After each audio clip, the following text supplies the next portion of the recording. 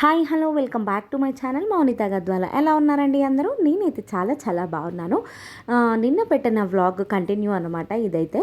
So early morning 3:30కి అయితే మేము లెగ్సాము. యాక్చువల్గా మన ఇంట్లో ఫంక్షన్ అంటే మనకు అస్సలు నిద్ర పట్టదు కదా. సో నా ప్రాబ్లం కూడా అదే అనమాట. యాక్చువల్గా నైట్ పడుకునేసరికి కూడా 12:30, 1 అయిపోయింది.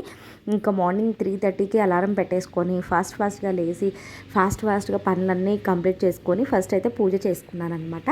అండ్ తర్వాత ఎల్లమ్మ తల్లి దగ్గర కూడా మొత్తం కూడా పసుపు కుంకుమలతో అలంకరించేసుకొని పూజ అయితే స్టార్ట్ చేశాను. అండ్ తర్వాత ఇంకా మా వదిన కూడా స్నానం చేసి వచ్చిన తర్వాత ఫస్ట్ అయితే నేను పచ్చన్నం వండుకోవాలి కదా. పచ్చన్నము, తర్వాత తోటకూర, ఇంకా మా వదిన గోధుమ పిండి అప్పాలు చేస్తుందన్నమాట. సో తను ఆ ప్రిపరేషన్లో ఉంటే నేను పూజ ప్రిపరేషన్లో ఉన్నానన్నమాట.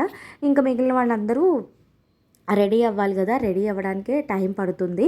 తర్వాత కంకణాలన్నీ కూడా ఇంటి దగ్గరే ప్రిపేర్ చేసుకుంటున్నాను. ఎందుకంటే టెంపుల్ దగ్గర అంటే అస్సలు కుదరదు.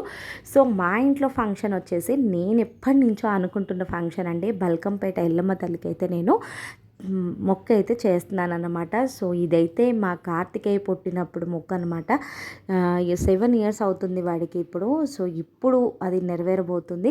సో చాలా హ్యాపీగా ఉంది. ఇంకా టెంపుల్ దగ్గరికి అవన్నీ కుదరవు అని చెప్పేసి ఇంట్లోనే కొబ్బరికాయలు కానివ్వండి, కంకణాలు అన్నీ కూడా పసుపుతో అలంకరించేసుకుంటున్నాను.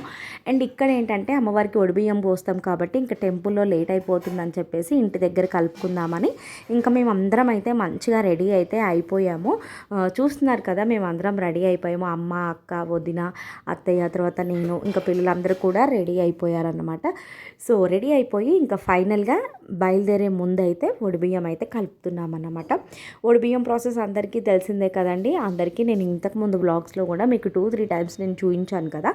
సో అదే అన్నమాట. ఇంకా ప్రశాంతంగా మేమైతే టెంపుల్కి బయలుదేరే ముందు అలా వడిబియ్యం కార్యక్రమం అయితే కలిపేసుకొని మళ్ళీ ఒక బ్యాగ్లో స్టోర్ చేసుకొని అలా తీసుకుని వెళ్ళి అక్కడ అన్నీ సెట్ చేస్తాను అన్నమాట.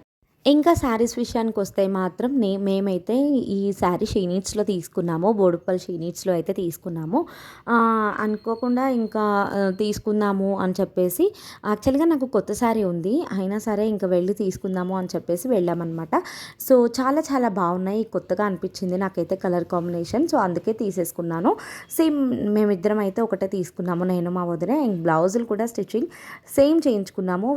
జస్ట్ 1 డే బిఫోర్ మాత్రమే తీసుకున్నాం కాబట్టి ఇంకా పర్లేదు, మాకైతే బాగానే అనిపించింది అనమాట. సో మంచిగా అనిపించింది నా శారీ లుక్ అయితే నాకు. ఇంకా మేము ఇవన్నీ కూడా ప్రిపరేషన్ చేసుకొని ఇంకా బయలుదేరి వెళ్ళిపోతున్నాము. ఆ పూజా వ్లాగ్స్, అక్కడ అమ్మవారి దర్శనం ఎలా జరిగింది అవన్నీ కూడా నేను వ్లాగ్ మొత్తం కూడా ఇంకా రేపైతే షేర్ చేస్తాను. Please like, share, subscribe to my channel Mounitha Gadwala. So మీ అందరికీ కూడా ఈ వ్లాగ్ నచ్చింది అనుకుంటున్నాను. ప్లీజ్ లైక్ చేయండి. సో మా పిక్స్ కూడా పెట్టేశాను, చూసేసేయండి.